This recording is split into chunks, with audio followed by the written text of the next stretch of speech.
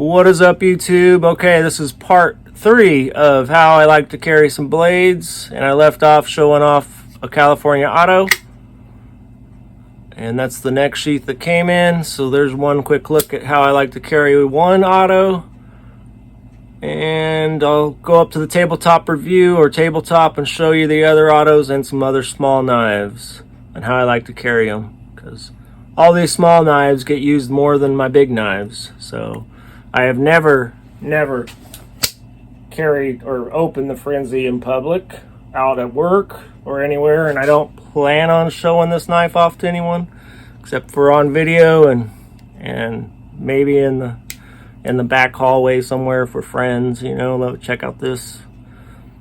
Anyway, showing off these small knives because I think they're much more useful than some of these big knives in so many different ways. And got to point out, this is part 3, but the other 2 parts were done 2 weeks ago, and I just happened to put on all the same clothes for you guys. So I'll be changing clothes.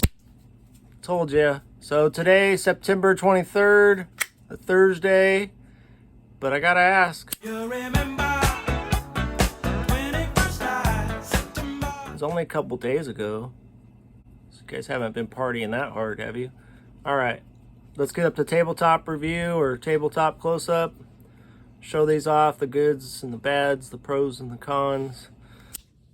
All right, now we're at the tabletop. Going to show off some autos and then some other small knives real quick. So the first one I was showing off with the neck sheath, which I bought for the wife for a special occasion instead of jewelry. So the neck knife is on. This thing will not fall out, I don't think, by its own weight. You really have to give it a tug. And it kind of just clamshells up in there. So if you can see the seam of the Kydex, as you push it in, it opens. And why I have it stuck to my neck still, I don't know. And then once it gets in, it closes. So Kershaw Launch 4, California legal auto. Yeah, made in the USA, approximately $100. They got different blade steels, Damascus, different handles with different inlays. So that's the Launch 4. This one is the Kershaw Launch 12. I believe all these Kershaw launches are made in the USA. Another semi-automatic, opens with the push of the button, but when you got to close it, you have to push the button, and now the blade is under spring tension the whole way. So if you slip, it opens again. And it could cut you on that slip. This is a very fine tip on this blade. So if you're starting to close it and you slip off that front, I'm going to try to show you without cutting myself, and you slip off the front, it could cut you. And it was real close. You could see the lines of my skin there, maybe. And if you try to deploy this knife with your finger instead of your thumb, it's going to, I'll try to show it. It's going to try to ride into the palm of your hand. So if I can show it, the blade's coming out here, right into the palm of the hand. Let's see, it's pushing into the palm of the hand. It lets the knife open still, but it will cut you if you do that any more wrong than I just did it. So just letting you know, if you're trying to open these knives up, figure out which way they need to be opened. So this way, always with the thumb on these Kershaws. And to close it, you got to press the button and keep a good grip on that blade. I almost lost it at the last second there. It can close one-handed.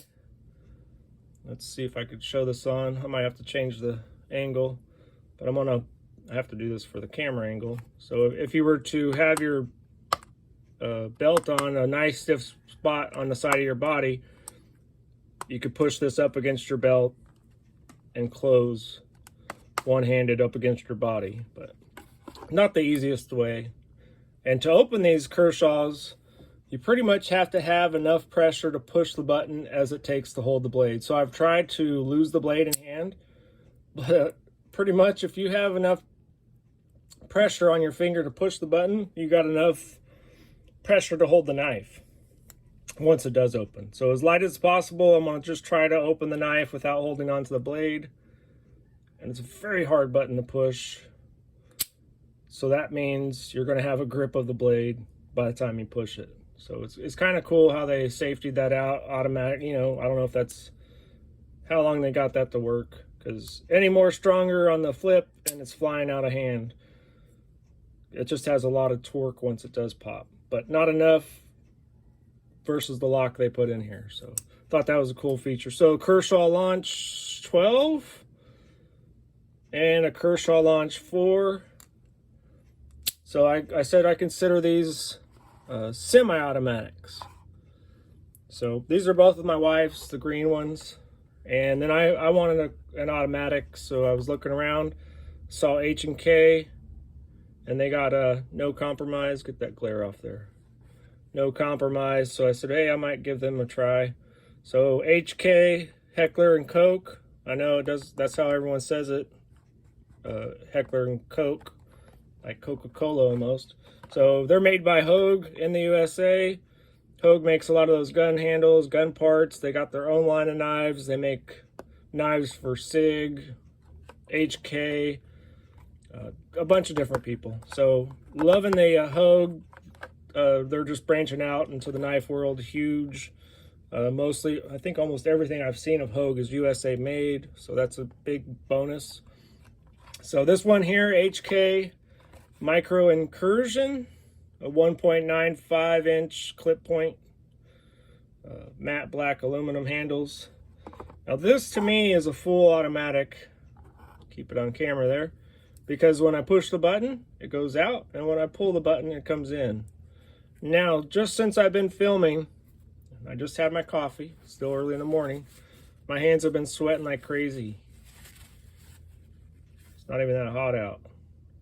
But that really makes functioning of this knife very hard. If I got sweaty hands, it's hard to push it out. Don't get scared. It's a full auto, look out.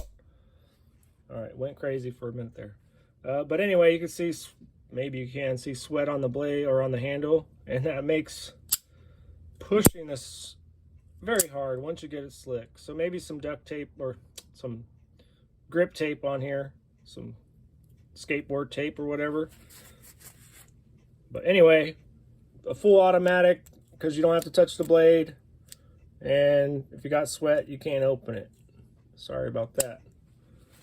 Get the sweat off my hand again. So full auto, this left hand opening, got less sweat on that one for some reason.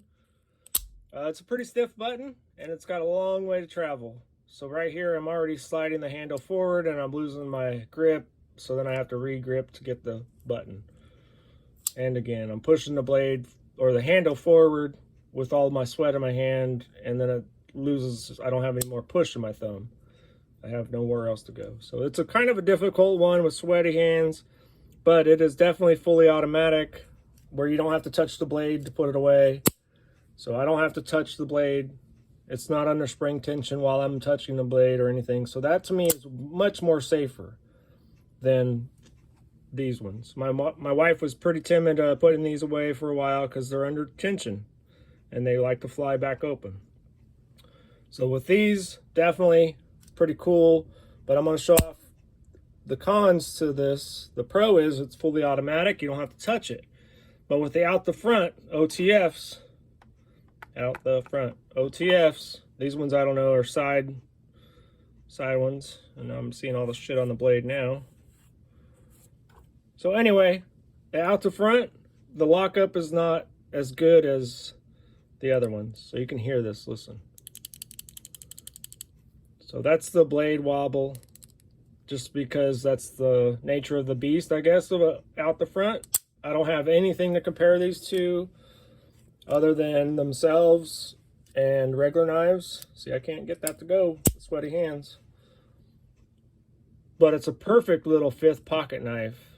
To me, this little guy is for just opening some boxes, having a cool factor, fits right in the change pocket, and it disappears pretty easy. So quick look at the HK and Micro Incursion. Yes, Micro Incursion.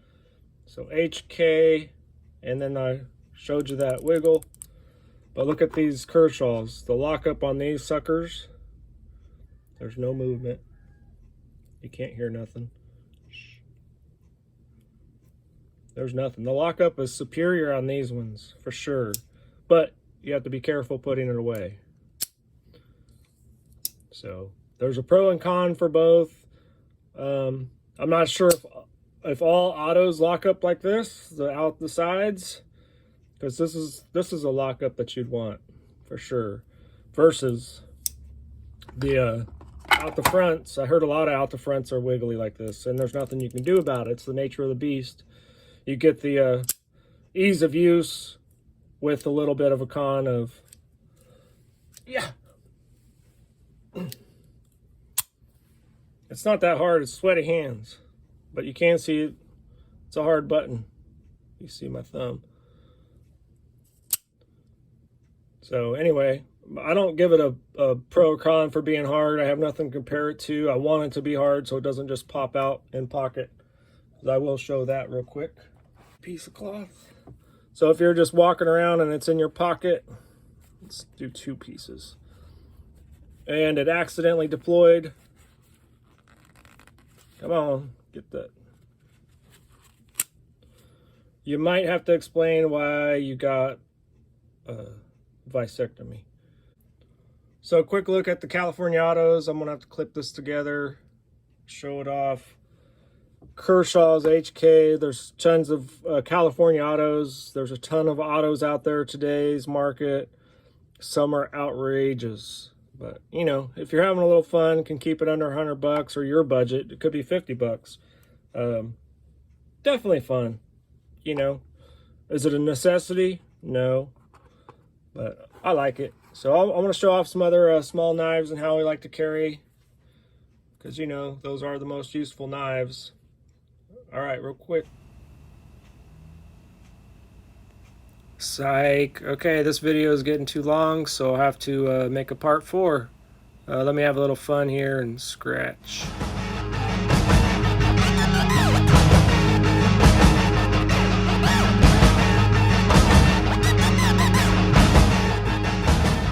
Alright, so next video, part 4, will be keychain knives and a few other ways I like to carry.